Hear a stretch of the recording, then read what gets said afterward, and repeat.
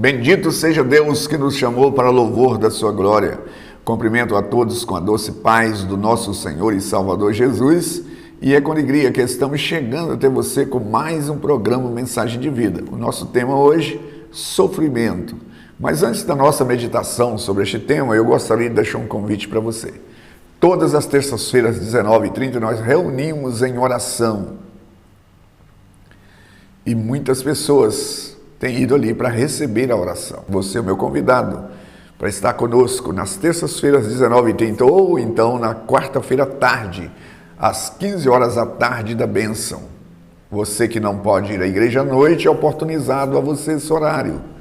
Às 15 horas, sempre às 15 horas na tarde da bênção.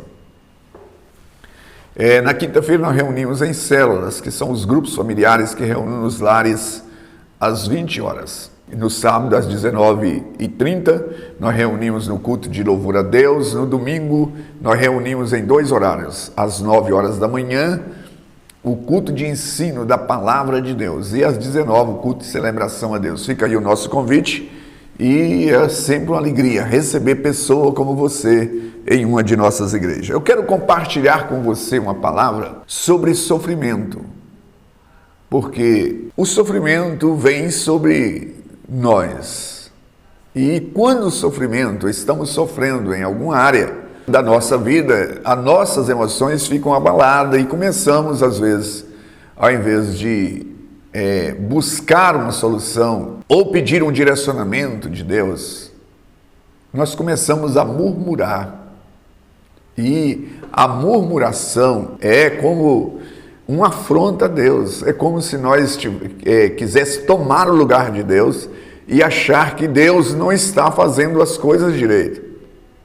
Isso significa que começamos a murmurar, como se dizendo, se eu estivesse no lugar de Deus eu faria melhor. Mas eu tomo um texto para a nossa meditação, na segunda carta do apóstolo Pedro, precisamente no capítulo 5, a partir do verso 6, assim: humilhai, portanto, sobre a poderosa mão de Deus, para que ele, em tempo oportuno, vos exalte, lançando sobre ele toda a vossa ansiedade, porque ele tem cuidado de vós. Sede sóbrios e vigilantes, o diabo, vosso adversário, anda em derredor como um leão que ruge, procurando quem possa devorar. Resisti-vos firmes na fé, certo de que sofrimentos iguais ao vosso estão se cumprindo na vossa irmandade espalhada pelo mundo. Ora, o Deus de toda graça, que em Cristo vos chamou à sua eterna glória, depois de terdes sofrido por um pouco, Ele mesmo vos há de aperfeiçoar, firmar, fortificar e fundamentar. A Ele seja o domínio pelos séculos. Amém. Esse texto muito interessante, porque leva-nos a pensar sobre a nossa luta, porque podemos entender que sofremos mais do que as outras pessoas. Achar que sofremos mais do que todas as pessoas. Pensar assim, a vida para mim é muito dura. A vida para mim é muito difícil. Ao invés de buscar solução, ficamos prostrados. Ficamos pensando em desistir. E a murmuração, como eu já afirmei, é como um insulto ao Deus Todo-Poderoso. É como se eu dissesse, ó Deus, se eu estivesse no lugar do Senhor, eu faria melhor. Essa pessoa não estava desse jeito, essa situação não estava desse jeito, porque começamos a reclamar. Como a historinha daquele homem que era muito murmurento, e ele um certo dia saiu e sentou lá na praia e começou a murmurar. Em dado momento veio um vento e trouxe, através das marés, da onda do mar, trouxe um saquinho de... assim, bem lacrado, e ele ali contemplando o mar e reclamando. E ele pega aquele saquinho de coisa e começa a desmanchar, e cada pedrinha que ele pegava, ele jogava lá dentro do mar. Meu filho fez isso comigo. Pegava outra pedrinha, A minha sogra fez isso comigo. O meu vizinho fez isso comigo. A minha esposa fez isso comigo. Cada pedrinho ele tinha uma murmuração diferente. Até que finalmente chegou na última pedrinha, que foi jogar, que foi atirar aquela pedrinha. Ele viu que ela reluziu. E ele olhou de repente assim, ele viu que era uma pedra preciosa. Por causa da sua reclamação, ele não pôde ver as coisas boas que estavam na sua mão, ele jogou fora. Quando começamos a reclamar, começamos a ver as coisas difíceis da vida. E aí nós vamos ver muitas coisas mesmo ruins. Mas a vida tem muitas coisas belas, muitas coisas maravilhosas para ser vista, contemplada. E hoje, você que está me assistindo, com certeza, já usufruiu das bênçãos de Deus. Se você está me vendo, é porque você tem as vistas boas.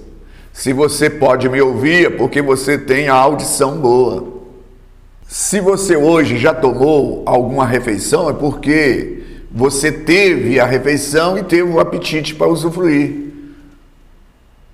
Então, ao invés de ficar reclamando, olha para a frente, ou então olha para trás, né? Porque dependendo, né, qual é a lente que você está usando. Se você munir de força para olhar, para prosseguir, maravilha. Mas se você munir, né, ou então desânimo, olhar para diante e ver as dificuldades, isso vai retardar a sua caminhada. Se você olhar para trás e vendo que nada valeu a pena, isso não resolve. Mas se você olhar para trás e ver o quantas pessoas que estão atrás de você,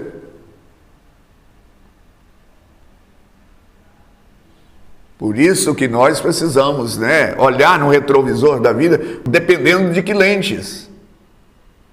Porque se eu olhar para a frente, vai ser, eu nunca vou chegar aonde o fulano está. Isso vai desestimular a minha caminhada. Se eu olhar para trás, olhando os rastros, quem sabe mal sucedido ou dificuldades que eu tive, também isso vai me engessar. Vamos sentir que sou eu que sofro, começo a ver as dificuldades. Mas nesse texto tem algo assim muito interessante, que diz o seguinte: resisti firmes na fé, certo de que sofrimento iguais ao vossos estão se cumprindo na vossa irmandade espalhada pelo mundo. Então o escritor aqui está dizendo, olha, não é só você que está passando por luta, não é só você que está sofrendo. Por isso, alguém que foi ministrar sobre ser otimista e não cair no pessimismo, ele diz assim, olha, quando você for ler os jornais, as manchetes do dia, começa lendo, né, lá na coluna que fala sobre a nota de falecimento. Porque quando você concluir ali lendo e vai ver o nome, quem sabe até de pessoas conhecidas, de ente querido, mas ao findar você vai chegar à conclusão, glória a Deus, porque meu nome não está aqui, meu nome não está nessa lista, eu estou vivo. Então nós precisamos pegar esse conselho, olha, sofrimento igual você está cumprindo, sofrimento como este seu está, né? Muitas pessoas estão desistindo por causa da luta, por causa do sofrimento. E eu acredito que quando nós chegarmos na prestação de conta, na consumação de todas as coisas, muitas pessoas vão chegar assim, Deus eterno, eu desisti porque para mim era muito difícil.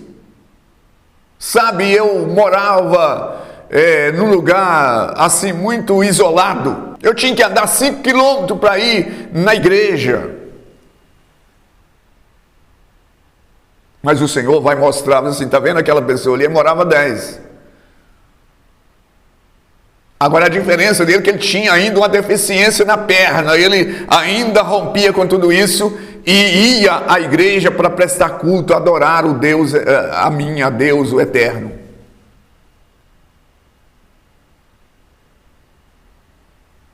Recentemente eu estava vendo uma reportagem de uma pessoa que não tinha as pernas. E ele estava numa esquina vendendo seus produtos lá. Ele não tinha perna, mas ele podia falar. E em algumas situações ele não podia ir até a pessoa, mas ele gritava pela pessoa, a pessoa vira até ele.